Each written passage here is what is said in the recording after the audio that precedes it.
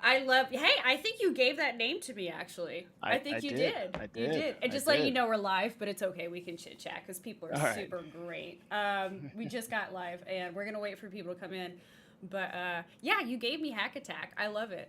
And people ask me, "Where'd you get that name?" Like my mentor gave it to That me. that guy. That guy. That guy, Definitely. my mentor gave it to me.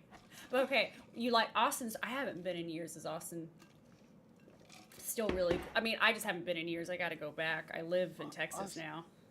Austin's great. I mean, just to share, if can people hear me? Yes, they can. Yes, they Okay. can. But we're just chatting until people show up because All right. sometimes like it takes Yeah. a bit. It Understood. Understood. happens. It Yeah. happens. Austin's pretty great. I mean, it's as a whole, I'd say Texas and the people we met, very, very kind, open, Yeah. wanted to chat, wanted to learn. Yeah.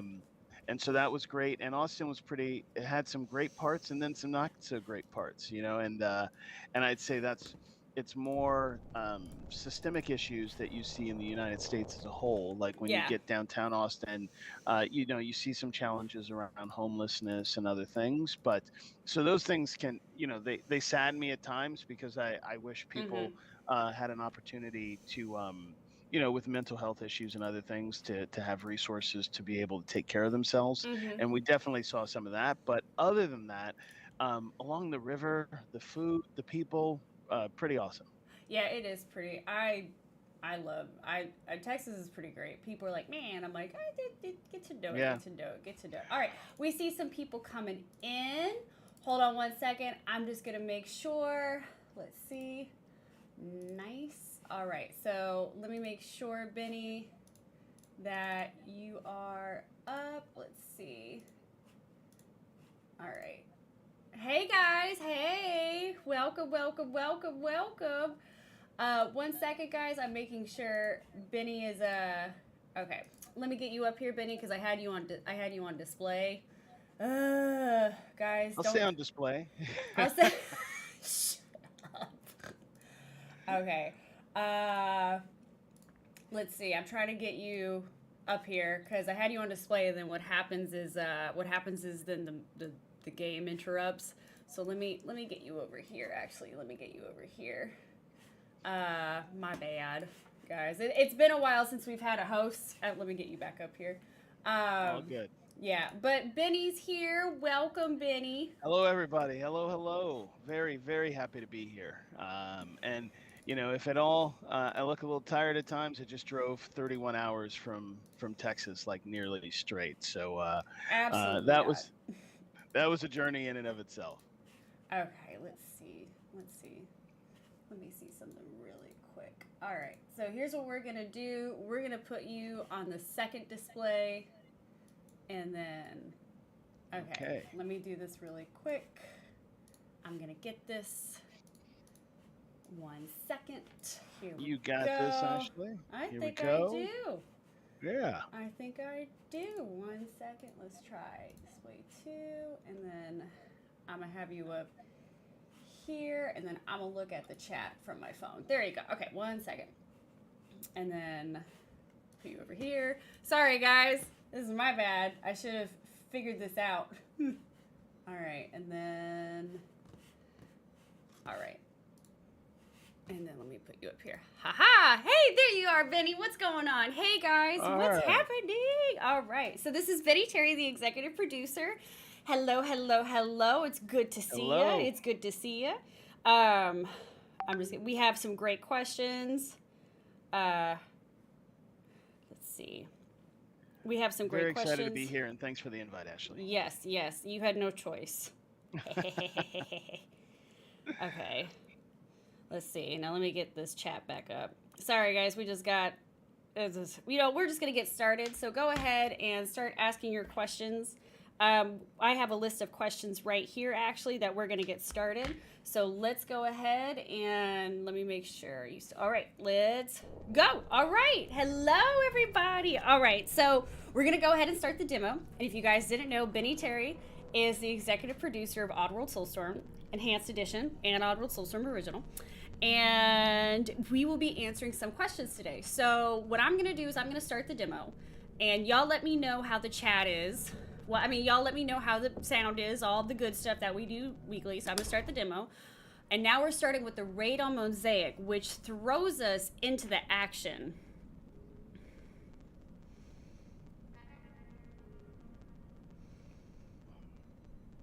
I'm sure it's looking amazing, Ashley. I can't see anything, but I know. I'm sure it's great.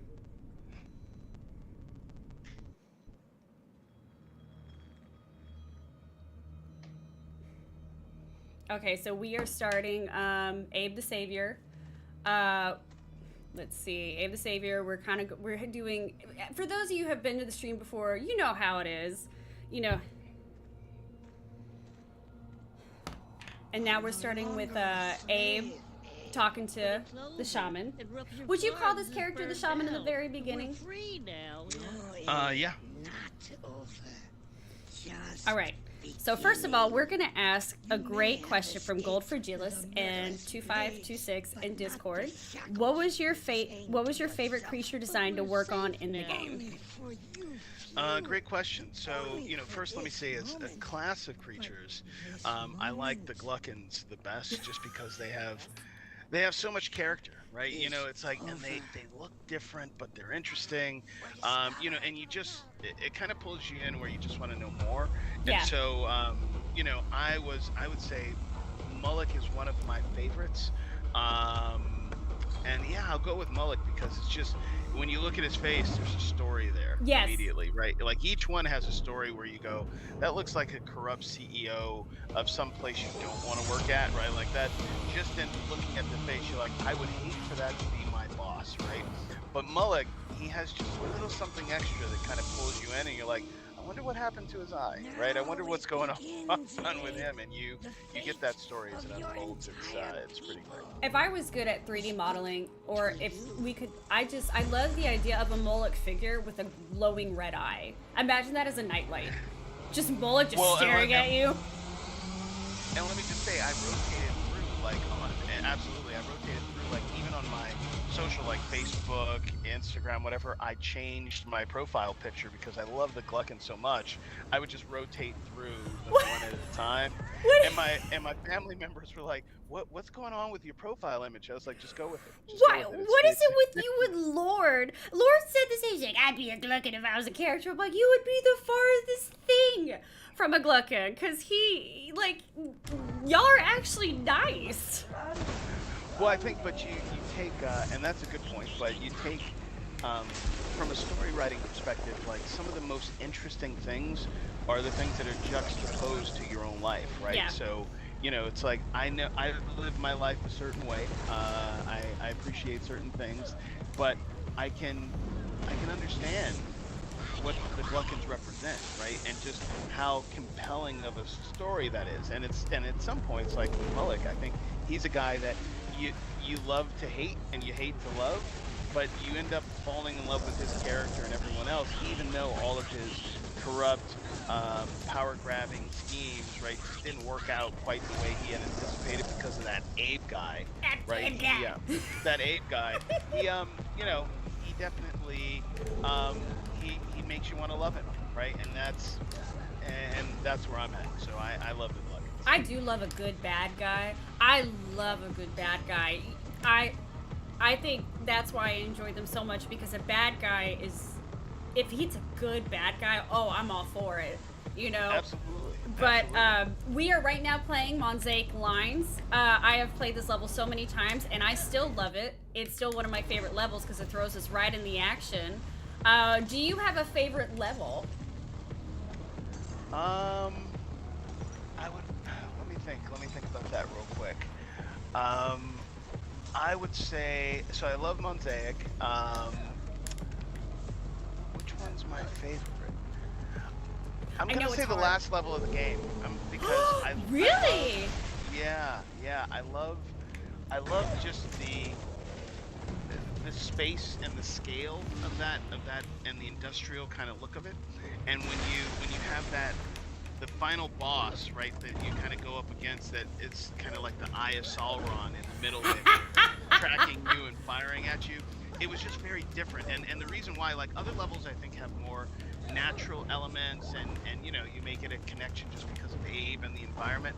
But I like that one just like I like the Gluckins, because it was a little darker, it was a little more ominous, and Yes. there was something big and foreboding that you had to deal with, right? Yes. Where in traditional Oddworld games like New and Tasty and previous incarnations, you know, you would move through as a 2D platformer, kind of, you know, traversing and solving puzzles. But this one was different because you had this central, you know, central challenge that you had to deal with, and it was kind of bigger than life in that space. Yeah. And so that one really worked for me. The moment I saw it, I was like, that's screenshot worthy, because that stood out compared to all the other levels. Our editor grabbed some great screenshots every time we had some news, and it's not that hard. I'm gonna be that person that says this. It's not that hard to find a great picture in Oddworld. It's not, and I'm pausing the game just because it's so funny, because Benny's a very interesting person. I love talking to him, so I'm like listening and I'm actually absorbing it, because I really enjoy talking to Benny. And then I'm playing and I'm like, hold on, I need 2 minutes, because he's. But I do have another question for you, Benny. What are you most proud about in Oddworld? Like, what are you the most proud about in Oddworld Soulstorm? So many things. I'm just thinking through which one am I most proud about. Well, first, working with Lauren is always a treat, right? It's fantastic. It's just a pleasure, because the creative process, like I was going on Facebook, it like you know, one of the best things about Facebook is the memories that come up, right? You know, and birthdays, those two things. Those help me too. Yeah, but it was like from years ago, it was showing all of these awards that we got at E3 and other places, and a lot of that was because people fell in love with the story, right? And so, you know, the way that Lauren crafted the story and the way that I was able to be part of that technically as well as from a production standpoint, making the cinematics and the storytelling come alive, that for me is what I'm most proud of. Like when you look at the journey that Abe is on, it's just compelling, right? And you watch it, you know, again, I speak not to brag or in any of those ways, because that's not me, but I look at it like I watch kind of a Pixar movie, right? Where I watch Abe and I go, plenty of tears, plenty of tears. Know more. Yeah, and I want to know more. Like, I want to know more, and he's such a deep character, and there's so many things going on that we don't even touch on in the cinematics, but his lore and his universe is pretty big. Yeah, I would say the storytelling and the cinematics are my favorite. And then let me just say on a technical level, just building a game is complex, right? And so oh, really? I had no idea. It's hard, Benny? Yeah, what? Just a little bit. Well, I didn't say hard, I said complex, right? So it's like, you know, it's a challenge in many ways, but I think what I'm also proud of is technically we had broke new ground in Soulstorm that in an Oddworld game we had never done before, and the challenges were immense to get there, but we were still able to figure out ways to add something different and new and interesting that I hope everyone appreciates. I definitely love it. And what I love about Abe is, and you had a good point about story. I really feel like Oddworld is just game royalty when it comes to story. And what I love about Abe, though, is, you know, you have the quintessential literature hero's journey where, you know, they go out, they go through this whole quest, and they come back a changed person. Abe doesn't have a home, though.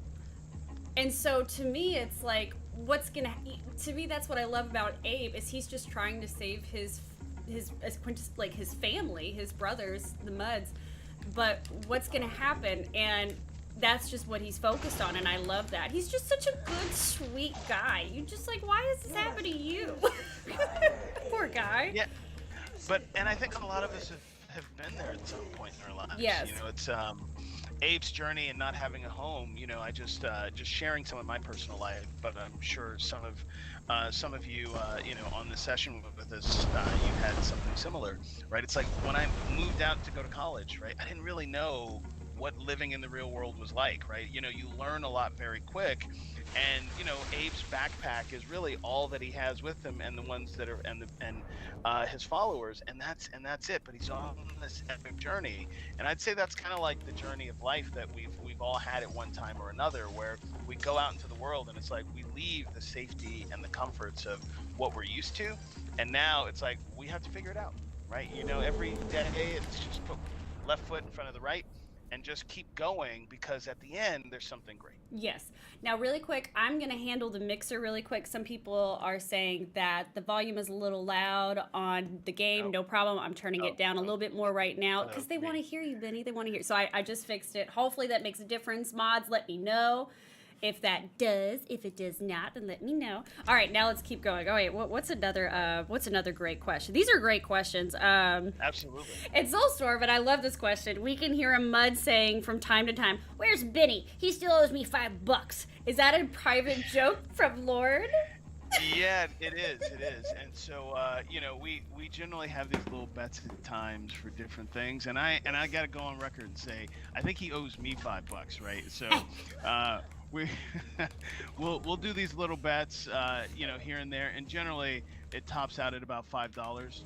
No one wants to take too much on one side or another, but yeah, it is an inside joke, and Lauren owes me $5. Just want to say I won that bet. You know what, I'm gonna tell him next time I talk to him, be like, "Have you given Benny his $5?" You know? Yeah. I won that bet. Like, sir, excuse me. He's like, "What do you mean? I don't owe Benny $5." That's just my impression of Lord. So if you ask Lauren, he'll say, "No, I won them all," right? But I'm going on record to say, 100% of like the 4 or 5 bets we had, each $5, I won those, right? But he's good about it. He'll pay me my $5. You know, as soon as he believes that I actually won the bet. So now I have a new goal: get my name mentioned in an Oddworld story somehow, and it doesn't have to be Ashley. It could be like Ash or Hack or something. Now here's another great question. In an interview talking about Soulstorm, you said that the game kind of drove the story. What did you mean by that? Great question by Vlam on Discord. Yeah, absolutely. Thanks for that question. So I'll go really quick and go back to other games that I've built. Most games that I built in the past, they start heavily with here's your design doc, here's your TDD, which is called the technical design doc, here's your ADD, and all of those things before the game and the prototype even gets built is all mapped out concretely, right? And then you're like, we know what we're building that, right? But because for Oddworld, you're pushing the limits of what graphics can do, what the platforms can do, those kind of things, it's hard to write a story when you don't know if you can do X, Y, or Z yet. Like launching on the PS5, we weren't sure how powerful it was, we weren't sure what we could and couldn't do, and so everything had to evolve in real time around what our discoveries were, right? It's like, oh, we can actually do this and tell the story that Lauren wanted to tell in a certain way, and that allowed him to adapt, right? Like at first it was, we're gonna have these massive physics collapses and fire and all of these things, and it's gonna round out this way in the story. It's like, and then Lauren would say, hey, can we do the physics collapses? Can we do all that fire? Can we do those things? I'm like, I don't know. I don't know. He goes, okay, I'll put a pin in that right now. Let's just, so the way that I produced it with him was I'd say, look, you tell a compelling story that you want to tell, right? With whatever is going on, and then we'll back into that and figure out how to make it happen. Yes, right? We'll kind of go from here to here, like just outside in. And that's right. I think you guys are such a fantastic duo, honestly. And Benny is very clear-cut, very, very nice, explains things very well, because I've definitely asked a couple questions, and he'll go really deep in topic, and then I have a sense of understanding. And that's why I want you guys to kind of take advantage of this, because I'm spoiled. I get Benny and Lauren all the time, so I can ask them and bug them whenever I want. Y'all don't. And if I'm going too deep in stuff, Ashley, just let me know and I'll keep it, because I can't see where you're at. And I know. Well, I'm still going through Mosaic Lions. Okay. I'm just taking my time and having a good time and kind of showing people what's up. I'm having a great time. I know, but I've died quite a bit more because I'm talking to you, and I'm like, nah, I want to listen to Benny. But let's see, what's another good question? These are some great questions. Oh, okay. What? This is a great question. What was the Vlam? You're killing it. What was the inspiration behind the ladder defense sections of Oddworld Soulstorm, and how did it come to fruition? Good question. So, part of it was Lauren was looking for an opportunity to change up combat, right? So it wasn't just on a horizontal plane where you're just platforming and protecting your followers, but he was like, I want to get some verticality, right? I want to change things up. But the big inspiration there, when we did our vertical slice many, many moons ago, his inspiration was like, how can we, from like the movie 300, I'll say that. He never said that, but I'll say it. It's like, how 300 is such a great number. How can we get 300 followers that you can defend or more, right? And what are the limits? So we pushed to, hundreds, right, to test out what could happen. And immediately, we could only get like dozens on the screen, right? It was character logic and rigging and animation is really expensive, as well as just rendering tech. So but then we had some inspiration where we figured out a way to push all of that off of the CPU. And I'm getting a little technical here, so forgive me on this, but this is just the hat I wear. We were able to push a lot of that off of the CPU onto the GPU, right? And so part of the number carries over from the previous games, right, of how many followers were still alive in those games, and we wanted to be able to rescue and save and continue the story. And by pushing on the GPU just to share, we were able to get dozens at something that was, took up almost 3/4 of the frame. But then with this new tech on the GPU that the team created, we were able to get hundreds for less than 1% of the frame. Oh, that's great. Yeah. I am very aware of those sections. I also really like the vertical sections, and there are times where I love it and times where I'm cursing your name.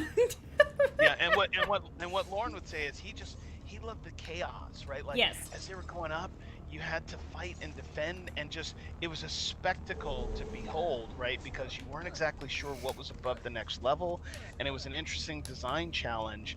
But ultimately, it was like when you're working on a title that's on PS5 or for the next generation of hardware, being able to show numbers, being able to have something that pulls people in, hugely beneficial. And so that inspiration was the vision behind, how we got, what became hundreds, right? And then, ultimately what ended up being a compelling game in those levels. I agree. In fact, I believe that's one of the hardest parts of the game, to be honest.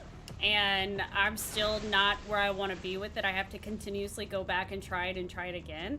And that's what I like about Oddworld is you have to try. It's hard. It's not going to give it to you. We're not going to just give you, here you go. Like, you have to keep going. Yeah. Some people love us for that. Some people are not very happy about that. And I'm like, no, get challenged. It's totally fine. Be challenged. Yeah, I remember watching my son play a lot, and every time he'd die, he'd just look at me like, did you have to make it so hard, right? But then he would jump back on the controller, and this is when he was younger, and he fell in love with it. And next thing you know, after a little bit of practice, a little bit of time, he became one of our testers in the game because he got so good at the timing, at the challenges, at just the strategy that he would blast through the game quicker than anyone else. Well, almost anyone else. There was one guy faster on the team, but he was pretty awesome. I love it. All right, so we got a great question from Susanna on YouTube. Benny, are there any fun or interesting stories from the production process before we all got separated by the pandemic? Let's see. Before, I guess I could answer that a couple ways. Can I get any more detail in that question? Like, is there something specific you want to talk about? Well, I would think stories. I guess maybe, were there any hiccups that were funny? Or, because to be honest, just working at the studio was just fun. And we all just, it was a good time. Like, well, I would. Oh, go ahead. No, I'm like, I've only, I wasn't there every day like you were.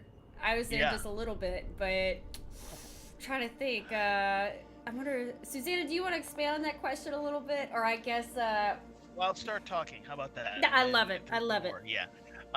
So I would say everything pre-pandemic was better in my opinion. Just I'm being selfish there in that we had people You we could talk know to, me? and it's hard to make a game in isolation when everyone's distributed, in different time zones. I think at one point I was managing across 4 different continents and maybe 8 different time zones, which meant you're chasing I'm the sun a lot, sorry, right, from I country to don't country, know but how it's a to little help you. disconnected, it's disjointed in that even though we have tools and technology for communication, comms, and other things to connect everyone, it's not the same as like being able to play and find something that you loved or was challenging and then hand the controller right over to the game designer next to you and have them play Yeah. and find that inspiration together, right? And so before the pandemic, we had a lot of that, right? Like we would fly out to one of our developers out in Canada,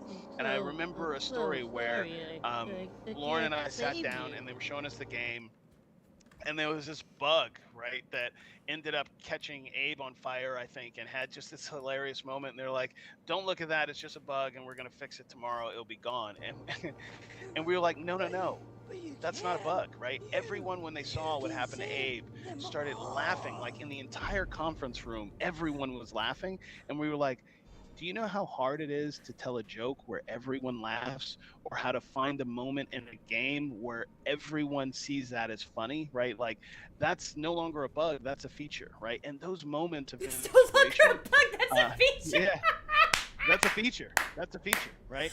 And none of that would have happened if we weren't there with the team at that time, right? It's like that would have been classified in Jira or whatever bug tracking tech as a bug to be fixed, and it would have disappeared from the game. So Abe's feet on fire and those kind of things, or how he would ragdoll and fall off of things, and I think that's the one it was, is that when he fell, he didn't fall like old Abe, that would fall and have like a little tilt and rotation to him. He would hit things and start ragdolling down, and everyone was like, just it was like what was it, Takashi's Castle from Ninja Warrior, like when you see people get hit by things and then they fall in hilarious ways.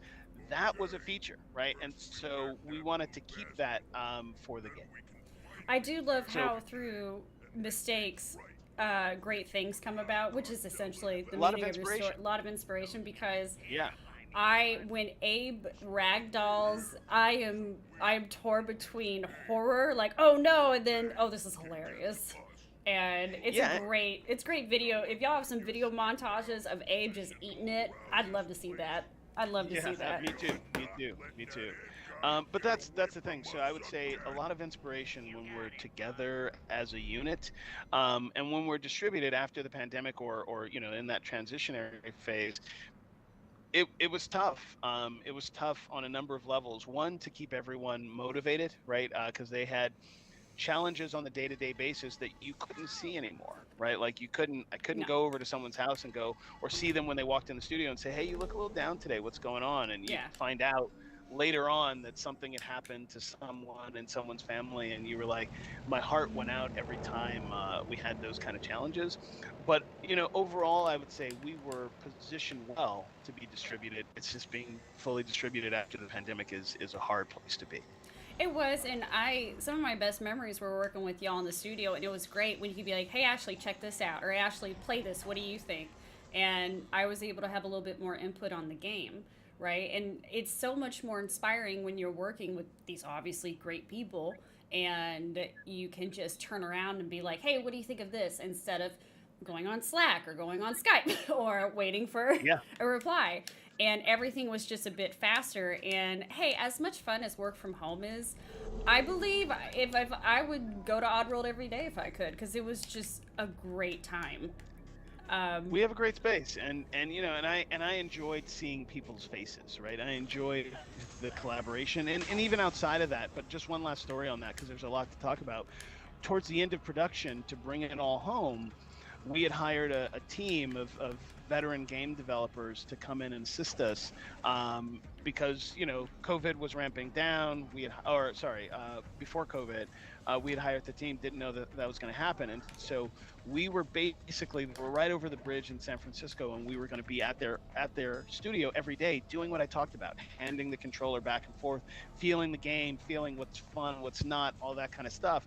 And then COVID hit, and that hardcore veteran team all of a sudden became a distributed team that made things a lot more challenging because we couldn't get that collaborative feel back and forth Yeah. between each party. And it is So different when yeah, you it can was be it in was the tough. same space. There's a lot of energy, especially creative types. I feel like creative types and just smart types in general just tend to feed off each other, especially when you Oh all yeah, have the same goal in mind. And absolutely. yeah, so and also like I learned a lot. You guys are just treasure troves of information. And even if I haven't I done appreciate that, animation Ashley. in years, and even if I don't have experience with Unity, I still like to learn and check it out, and then I could have a better understanding of why we do certain things. And then I can answer That's right. questions, when the community asks, because that's like, oh, I wish I knew, but I don't.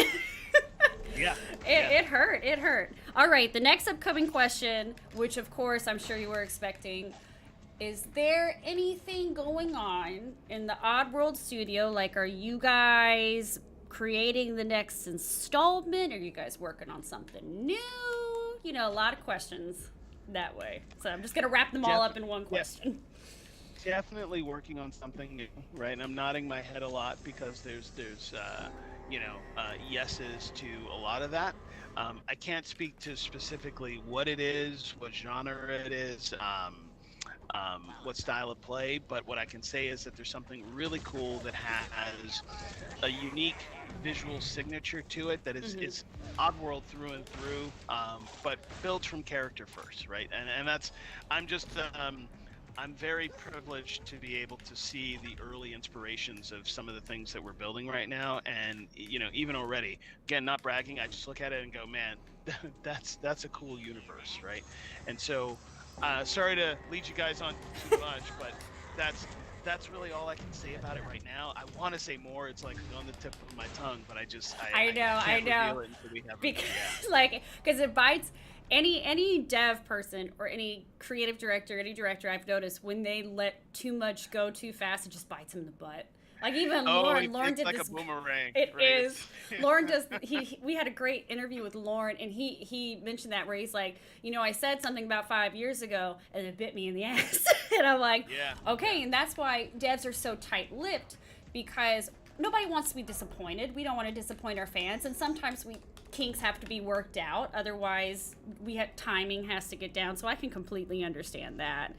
Um, let's Yeah. Well, let me see. just say though, I think there's a change coming in that space, right? Where generally things are fairly tight-lipped, right? But I Yeah. think there's going to be some more openness about those things, in the next coming months or so, as we share more and we field the community's, thoughts and ideas, and try to build a more inclusive environment that allows our fans, right, to be able to have a voice. And so we're looking at a number of options.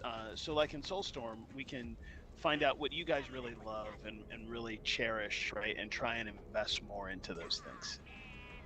Yeah. I'm excited to see what we got going on. Like I've It's been kind of pretty like, awesome. hey, what's Yeah. going Yeah. on? Or like I'm trying to creak in the door.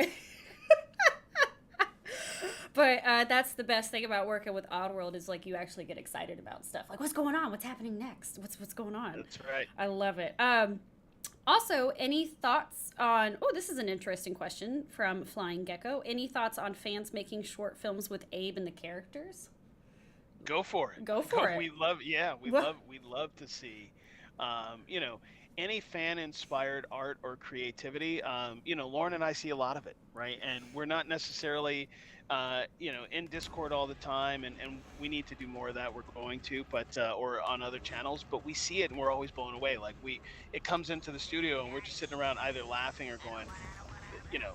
I was going to say something that I shouldn't have. So I was going to say that's darn good, right? Like, It's okay. I don't know. Lauren lets I don't words know what slip I all the can and time. can't say. Yeah, I don't know what I can and can't say on this, Ashley. But I mean, keep it PG, but we if something slips out, I've let the S word out a couple times, especially during yeah. a hard part, and then people are like, "Oh, bad," and I'm like, "I'm sorry, That's it's right. Well, sorry." we're inspired, and sometimes we even reach out to some of the individuals that have done the work because it's so good, right? Hmm. So yeah, please enjoy, have fun. I remember there was this one YouTube video someone made, and it was a beautiful animatic of Abe's mother holding him, and it was to the theme of like Tarzan, "You'll Be in My Heart," and I was like crying. I was like, "This is so beautiful," and so it's really nice when our fans they really show their love in so many ways, and I think that's the Hmm. favorite part about my job is when it's like, can I share this? Can I share this? Like, can I show this? Because I love fan art. I love all of that. I love fan videos. I grew up in the age of homemade anime fan videos back in early 2000s, so that's always I've loved it. So keep going with that. Keep going with that, guys. We Absolutely. love that. All right, let's see. What's another good question? What's another good And question? that's just to share. That's how I started my career, right? I was into as a kid, robots and robotech and all of these things, and so my buddies and I started building like fan art, like fan videos. We started building a universe out of like Macross and ships and all this kind of stuff that transformed and blah blah blah. But that was the inspiration for me to get into the business was because I just loved being a creator, right? And that was so for all of you out there that aspire to make film, games, movies, whatever you like, fan art slash fan videos and whatever is the best way to do it because then you walk in with something that people are familiar with and they're excited by it because they're like, oh, I know what that is, right? And you don't have to educate them on what it is. It's like they already know, and now you've made something cool that you love, right? And so it's easy for your passion to flow through those things. Yeah, yeah, and that we definitely see it where it culminates in this beautiful piece. Oh, I love fan art. Okay, so let me see. Yeah. There was one other question. Uh, if you don't mind, for which reasons did the Wolvarks ended up on the cutting room floor by Oxide? Good question, and I love the Wolvarks. It was the challenge with Soulstorm is that we used a lot of legacy code from New and Tasty, Mm-hmm. right? And so the AI worked in a specific way, and that wasn't compatible with our new systems, and so it took a lot of time to then take that old AI code, right, and update it to something that could work in our new platform. And the Walvarts, unfortunately, were on the cutting block because the amount of time to refactor their code into something that handled all the challenges of our new environments, our new what we call nav mesh tech, was thought to be easy, but it ended up, being months of work, right? And Yeah. so, whenever you're investing time in any AI, right, pathing is one part of it, right? But they also have to function and react and do all of the things that the other NPCs did. And it wasn't as simple as just a modular system that you could just drop on any character and then they would behave that way. Wolvarks had uniqueness because they could chase you horizontally, but then they could also climb and traverse the world, which no other character could do directly. Now we had like poles that characters could climb up, but that was different. It was special code for that. The traversal to follow you anywhere was really what put the Wolvarks, on the back burner because the time was months of technical debt to resolve. That makes sense, and that's what's really nice because people ask me those questions, and I'm like, I cannot answer that question without asking Benny because I And there's I usually a love them. technical reason why we Yeah. can't do certain things. Well, and the challenge there was when we had a very simple test map. Oh, man, I loved playing against the Wolvarks because it was like you couldn't just hoist up something and wait for the security level to go down, right? And then you would go and find an alternate solution or re-engage. like they were just on you, right? They were hunting you, and it was a different feel for the game, one that we loved. And so when we took them out of that little sandbox of something small and simple and put them out into the bigger world, what we call in our space, all their edge cases started to reveal themselves, and then they were just massive. And it was like, really, we have to write a whole new character class. And I'm going into maybe too much detail on this stuff, Ashley, but I think maybe No, some I people love it. might I love it. I think appreciate it. this is great because We had people to are write a whole new interested in character this. class from the ground up for the Wolvarks, and that was like, and we couldn't just pull from the legacy, right? It's like it had to be from the ground up. And when I say new and tasty, our motion code, what we call motion code, is just all of the traversal logic for AI. Mm-hmm. That um, that spans kind of, in many ways, the decades, right? In that, at one point, the oldest Oddworld properties were all pixel precise, right? Yes. So everything was done graphically to a pixel. And then the next incarnation of that was like New and Tasty, which gave some freedom, so it didn't have to be pixel precise. So the controls were a lot easier, more fluid, right? And then you get to Soulstorm, where you're able to double jump, reverse in air, and do those things, and more of a parkour feel to Abe. So that again allowed the controls to be expanded and to be modernized a bit. And that was again the problem with Wolvarks, is that Abe could double jump, right, and they couldn't. And so the challenges of calculating all of the different permutations that would take to repath and reconnect with Abe, Yeah. right, wherever he went, ended up being a technical challenge that was just, unfortunately, we'll have to save them for the next game. Well, dang. Okay, I love that. Awesome. Yeah. Okay, so let's see. How long? This is from Shadow Rage. How long does it take to render out a cutscene, and do you use Love any that name. special workstation? Excuse me, workstations. Yeah, so not that complicated. So, there's a couple of different ways to render out cutscenes, but Lauren and I come out of game engine tech pretty heavily, right? And I was early in what they call machinima, which is using game engine tech to create movies.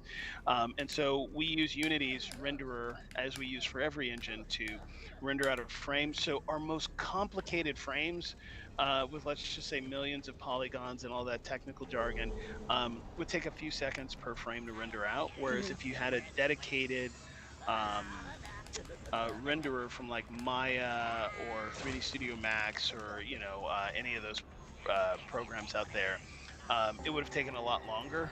But game engines render in real time, right? So the cinematic pipelines through game engines, which I used to be a TD for, meant that even complex frames, if you were rendering out, instead of 30 frames a second, or let's even say 60 frames a second, you were doing 5 frames a second, still pretty fast, right? So our complex frames would take about, I think it was about a second a frame, something Oh, like that. dang, that's fast. Yeah. That's Yeah. actually really fast. Oh yeah. Like, sometimes having a background in animation does help. Like, I can understand a little bit. Like, it's been years. I'm not going to give myself any credibility, but it is nice when you kind of have that basic understanding of something. And then you Yeah. can Well, be like, here's an example of that, right? So rendering the frames took about a second a frame. yeah. Loading up everything, right, to the question, what kind of special hardware, if you had your first load where you had to come into Unity and cache all the files, it could take hours just to load up the entire game, right, just in an editor mode and dev mode. And so Yes. I would say you don't need a special machine to do the rendering, but it's always helpful to have a little more muscle when you're dealing with large scenes with large files, right, and just big data. Having a little more muscle doesn't hurt. I agree. Just, it helps. Let's see. What's another good one? Let's see. Um, is Steam getting 60 frames per second cutscenes? Great question. Great question. And so, I will say I was the one who greenlit that, so I can say yes. And Ashley, I don't know if some of those questions I can or can't answer, but yeah, we greenlit that. The movies were rendered and compressed and moved over to the Steam branch, so they are live in the Steam branch. There you guys go. There's an official answer, 60 frames per There you second. go. There you go. It's on Steam. You guys asked, we delivered. Gosh, that's actually a great question. Oh, also, do you think we'll ever see your traditional 2D side-scrolling Abe game again with the beautiful pre-rendered backgrounds? Yeah, I think it's always something that we aspire to do because we love the space, we love the genre, and we think Abe, his universe, and just the process of creating the art is so beautiful. So I would never rule it out. We just have to make sure that any product we invest in, which generally, the games we build cost in the millions, right? That it has a good market for us to be able to at least make the money back that we've invested into it. So it's challenging at times when you're strictly 2D because all the platform holders and others they want all the shiny bells and whistles, and so we try to balance those against what our core audience loves and appreciates. So it's always something we want to do. And it's a labor of love for me. So I would like to get back to doing more of the classic style Abe games, the retro style look to them as well. I would like It's that just, too. Yeah, I think we all would like yeah, that because we're all fans of the original yeah. games. And so, I think, personally, and I'll share this, um, with whatever our next IP is, right? I think if we have the kind of success we're hoping for, then I think it opens up opportunities for passion projects like, what was just asked, where, we can invest some energy and time into really crafting something that speaks to that legacy, right? That speaks to what made Oddworld and Abe and all of the characters in that space, even though Stranger wasn't, I'm rambling a little bit, but um, it's just something we'd like to get back to, right? It's just we have to figure out a good opportunity and a good vehicle to make that happen. I think that's a great answer. That's a fantastic answer. Let's see what because we got a lot of good questions. Hold on, let's see. Yeah, they've all Um, been good. is there any? I don't think we've. Oop, my bad. I don't think we've confirmed this or anything. I don't even know if this is happening. Any further teaser info regarding the status about the TV show? Are we doing a TV show? I don't think so. I think they're trying to trick us like, are they going to make it? Are they going to make it? Because I know Lauren wants to make it. Or is there some, you know what? I'm going to stop talking. I'm going to stop talking. Yeah, all I can do is smile right now on that one and say, unfortunately, I can't say anything definitive. But we're always we're always uh, we're always looking for options and opportunities there, right? So some cool stuff happening in that space for us. I love that. That's great. Ooh. Um, let's see. Is there any more questions? Excuse me, guys. I can't see all your questions right now, but let's see. By the way, do you have a wait, no, you love the Gluckins. We already asked that. You love the Gluckins. I was about to say, do you like Alf or Toby better? Um, that's a good question. That's a good question because I find, I'm always torn between how endearing versus, how hardcore, right? Yes. Like, so probably gonna go with Toby. Toby's my guy. Oh, thank you. I love Toby. Oh my I gosh. mean, it's hard to go wrong picking either one, right? But I'd say Toby's my guy. I Yeah, love Toby. People make fun of him, and I'm like, shush, he's great. yeah, Toby's awesome. Toby's awesome. Toby is the best. Yeah. And then here's another great question that we get all the time. Why did we remove the farts? Ah, that's probably one we should save for Lauren's talk, right? So Because I think he he'll have a did better answer that. I just didn't know if you also had something. Like development wise or No, it's it was just personal preference, for Lauren, I think, meaning there were things that um, he wanted to do with Soulstorm, right? And that was something that just didn't align to that vision, hmm right? And so he knows that it's something that fans really appreciate. They like it. It gets a quick chuckle, right? And it's memorable, right? And that's real. But it's probably something for him to talk about more than me because I didn't have anything to do with removing farts. Um, And farts are what drove me, pulled me into Oddworld in the first place, right? I was like, what is this stuff? What's going on here? But it was like most properties you see, there's an evolution to um, the market, as well as how serious you want to tell a story, right? Mm-hmm. How deep you want to tell a story, and there's that juxtaposition between that and the more kind of hilarious, zany, funny things that you want to weave in there. And so farts just was something that I think he was like, I want to try something new, right? I want to try and push the envelope in this deep, richer story, and I don't want to necessarily engage. Again, I'm paraphrasing because I don't. You need to ask him, but I think it was more of he just didn't want to go too deep on that kind of funny slapstick side. He wanted to tell Soulstorm was going to be darker, deeper, Yeah. richer, right? And that's where the narrative was going. I agree. Actually, I agree with, things change, but obviously our fans are going to ask, and I love it. And let's see. Okay, so another great question from Susanna. Concerning the animation team, who did such an amazing job, and how challenging was it to get Abe's panic attack just right? It was very effective.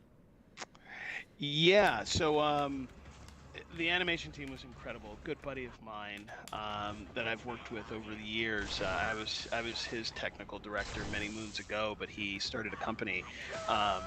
After talking to me for a little while, I was I wasn't the nicest guy to him because I can be that way for certain people, right? And he did, but he was inspired by that because every time he would ask me about something, I would be like, look, until you're serious and you want to make this leap with me, just don't bother me until you do, right? And then every time I said that, it would motivate him to want to do it. So it took a while, but what you guys didn't see was the way they did it, right? Was that, and they would record these sessions, right? And the different actors on his animation team would record out all of these sequences and scenarios, and we'd get to see it. And the goal was, when we saw something hilarious in their videos, we would greenlight a lot of that stuff and go, that's what we're looking for, right? And so animators, the best ones that I've worked with over my career, they're not just good tacticians technically using the mouse and keyboard to deliver great animation, they're great actors, right? And so, that team would act out everything, and a lot of it came just improvised, right? Just funny things that they would do in that session, and we would be like, that's great, that's what we're looking for. That wasn't in the storyboards, that wasn't in the plan, but when we saw it, we knew what we were looking at was something that we wanted to keep in the game, right? Yeah. And so that, hopefully that answers your question. So I remember we posted a video of the animators acting out some scenes, and we may have to repost that because they were fantastic. There's just so many. I right? know. I mean, there's so many. They did it for everything, right? So Yeah. it's good. It's good footage. If you're interested in being an animator, check out a company called Superseed. They just do incredible work. It's a good buddy of mine, Jason, and he's phenomenal, best in class in what he does.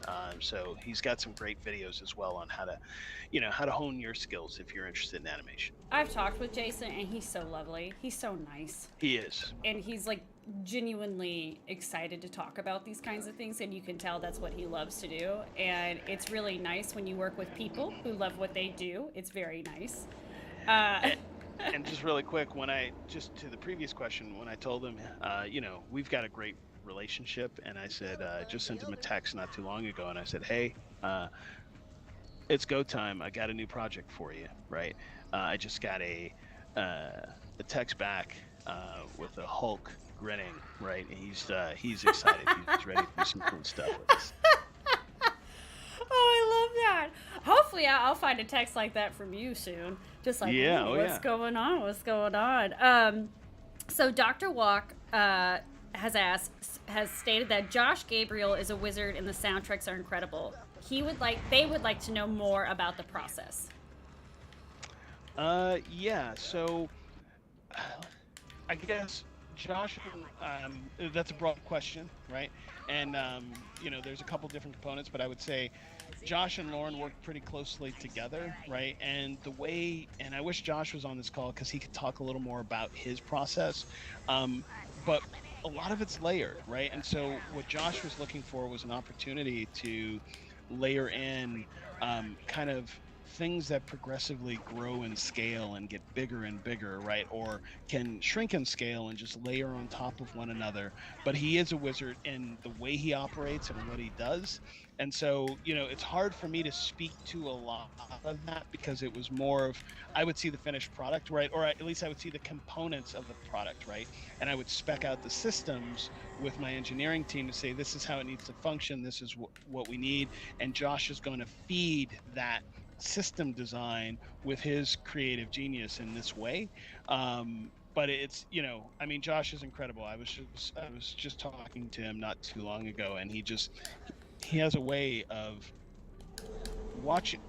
I can say this: when we would sit in the studio together, what was great about him is he wouldn't compose anything until he played the game, right? He wouldn't compose anything until he could watch the game. And so as he would play through, he would look for the inspiration of moments of things of great value and then compose around those moments, which is kind of very different than I think every other project that I've ever worked on where, he was playing through and then getting inspired and going, well, that Gluck in the cinematic feels angry, right? And that's triggered at this point in the level.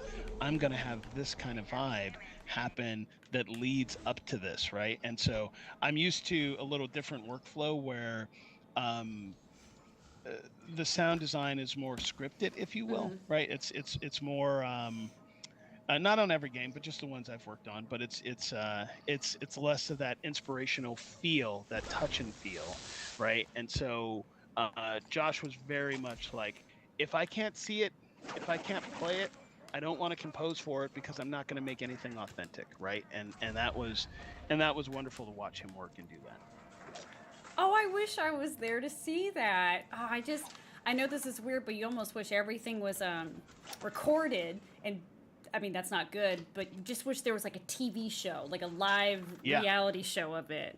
Oh my gosh. Oh, hey, here's a great question. Who is the best player of the game on the team? Great question. So, it depends on what level, right? But I would say I'll give kudos to my son in that he wasn't the best on the team, but he was pretty close for being like when the project started. He was like 10 years old, and he was number 2 for speed runs and other things. But we had another guy that was pretty exceptional.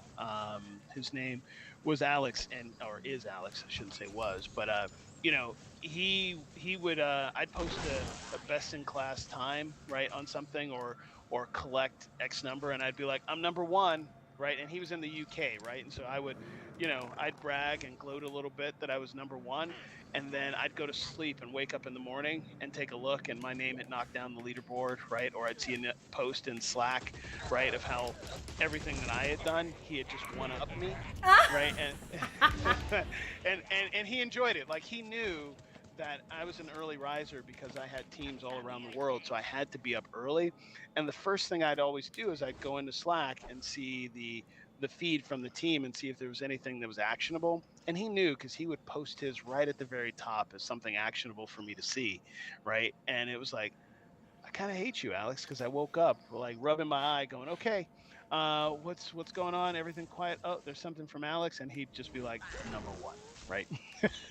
just rubbing it in, right? And love him for it though. I have played this game so many times, and especially like the first couple levels. And it's just sad to know I'm still not the best. Probably not. Well, and you couldn't compete with Alex because he was also a programmer, and so I remember one build where I/Gavin had got the highest speed run time, and Alex had coded in an exploit, a cheat, right, just for one build, so he could beat everyone's time, and that stood on top of the leaderboard forever because when the cheat was removed, no one could get that time again. So that's the kind of guy he is. I do miss God mode, where like if I don't want to deal with greeters, I just don't have to deal with greeters because I hate greeters. I've never liked them. Greeters are tough. Greeters are tough. What do you think is one of the toughest enemies in the game? Good question. Good question. Let me think about that for a second, because I think the game is challenging from enemy / environment, right? Obstacles and falling and those kind of things.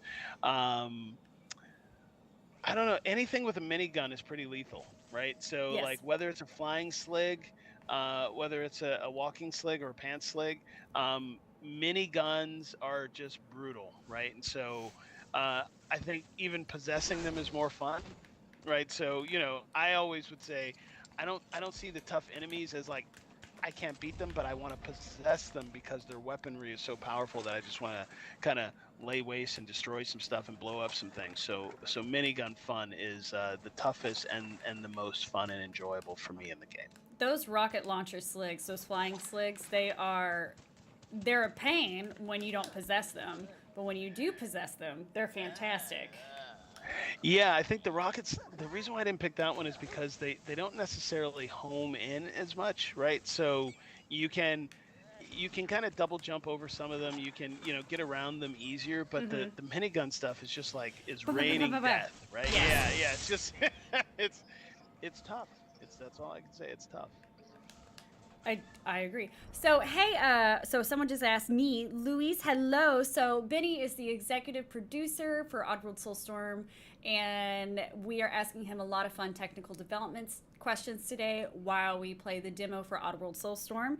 And I hope you guys are still enjoying. You guys, here's another question. Are there any Easter eggs still to be found?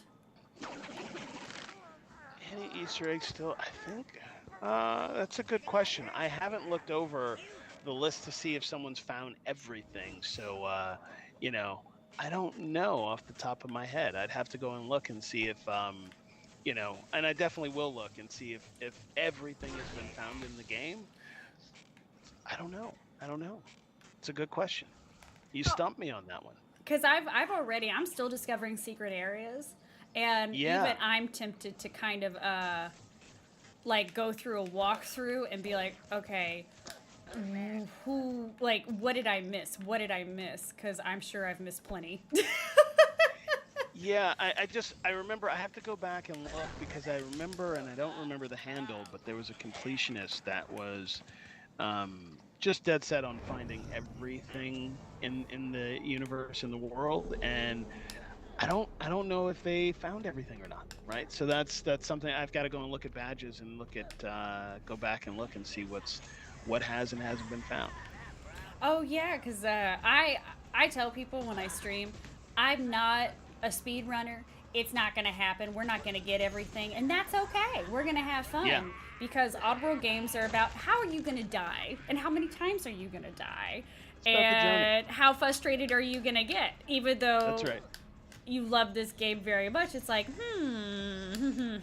Just throw your controller away from the TV, right? Not towards, but away, right? That's that is true. That's happened to me a couple times where I've had to get up and walk away and take a breather. I'm not gonna lie, it has happened to me plenty of times. I'm sure it's happened to plenty of other people. Another question is from someone for a request, can we get a dead zone adjustable meter for consoles and controller remapping? I'll write that down. You'll write that down. That's great. I love it. Perfect. All right, now I know where to go. There we go. Okay. Let's see. And then we talked about your favorite level. We talked about your favorite characters. Let's see. Hold on one second. Let me get this guy unlocked. Here we go.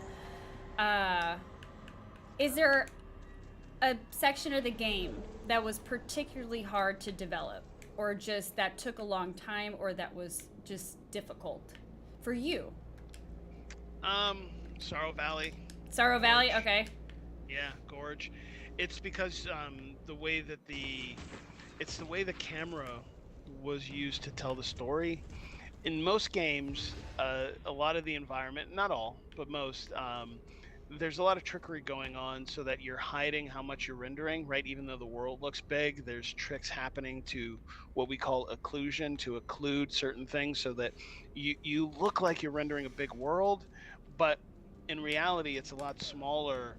But these clever tricks are happening to optimize for performance, right?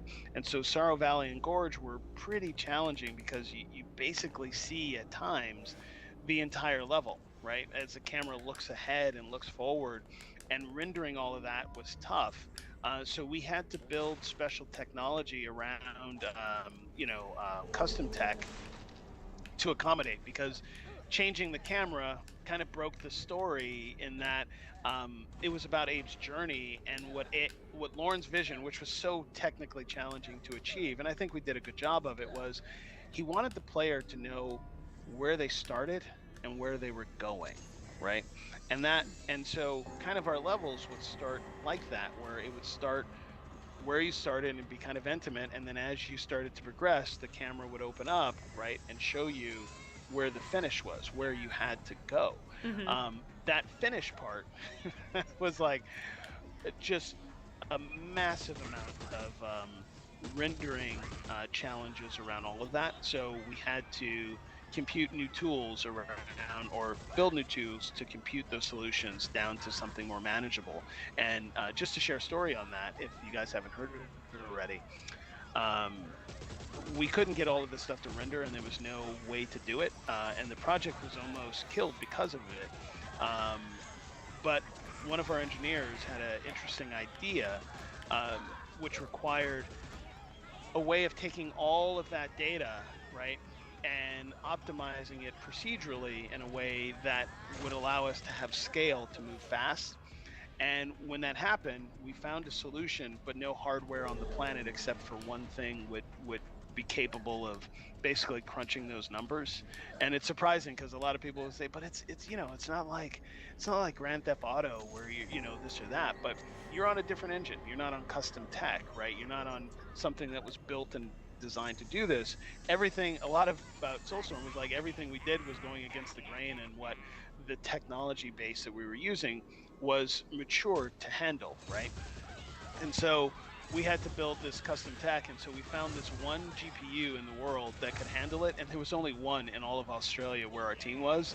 And it was, the project hung in the balance in acquiring that one card to compute the kind of data we had to compute to deal with these environments. So yeah, Gorge and long-winded story, but Gorge and Sorrow Valley were our toughest challenges. I'm gonna pause this really quick because I'm saving the muds. So Fat Station wasn't easy either, to be honest. But it was any open environment, right? It was just. I would think so. Yeah, and this is where I wish I was there to see it, because I would love. Benny is a good friend of mine, so sometimes when you're good friends, they're frustrated. I want to laugh at your pain. I'm kidding. Yeah, well, I mean, I'm glad you weren't, because you would have seen. I don't have any hair left because of it. It's like I had to pull it all out on that one. That was that was tough. Okay, hold on. There's a Okay, let's see. Oh, like, here's a good question: scrab cakes or paramite pies? Paramite pies. Paramite pies, love it. All right. So we had an interesting question. Who have we collabed with in the past, and will there ever be a collab in the future? Like, will we ever be a sponsor in a Doritos commercial soon? Doritos, if you want to sponsor us, if you're watching, let's make it happen. Yeah, let's make it happen. I'm for this. Yeah, just that sounds great. Like Abe eating a Dorito or Cheetos, anything. Yeah, I think we're open to all those possibilities. It's a hard question to answer, only because it's kind of it's broad, and we've had a lot of collaborations, a lot of partnerships, and I think generally we'd like to work with most of the people that we've engaged with in the past, because they've all delivered pretty exceptional work for us, as well as when it comes outward facing, If it's the Sonys of the world, the Microsofts, the Nintendos, you name it, any partner that we've engaged with, they've been pretty great, right? I mean, they want to see Abe, on their platforms. They want to, and they're fans, right? And I think that's what really kind of makes working in this business wonderful, is that when you walk into a room and people tell you stories about how, they remember Oddworld when they were a kid, doing this or that, playing on the couch with their dad, right, and handing the controller back and forth as they, tried to get Abe and everyone that was following him to safety. You know, you hear that from fans, but then you walk into places that are like console developers, right? Large software, platforms like Steam and others, and you just hear the same thing, right? And so we love working with all of our partners. That's good to hear, but like I said, Doritos or any big company that wants to sponsor us, I will put Abe in a commercial. That's fine. Yeah, We'll do it. yeah, We'll do yeah, it. That's yeah, fine. yeah. As long as there's some crab cakes going on, or scrab cakes going on, or paramite pies, we're ready to roll. We're ready to roll. Let's see. You're a little frozen, so let me just make sure. Hold on one second. We're going through a cutscene right now. Um, so what I'm gonna do is, let's see. Hold on. Let me. Can you get hear me at least? I can hear you. You sound great. You're just Wait. Can you still hear me? I can. All right, so we're even I'm frozen. yeah. Just ask We can still questions and I'll roll with hear it. you. We can still hear you. Yeah. All right. So let's see. Let's do a couple more questions. All right. So let's see. What's another good one? I got a really great team sending me some great question. Do you have a favorite piece of merch?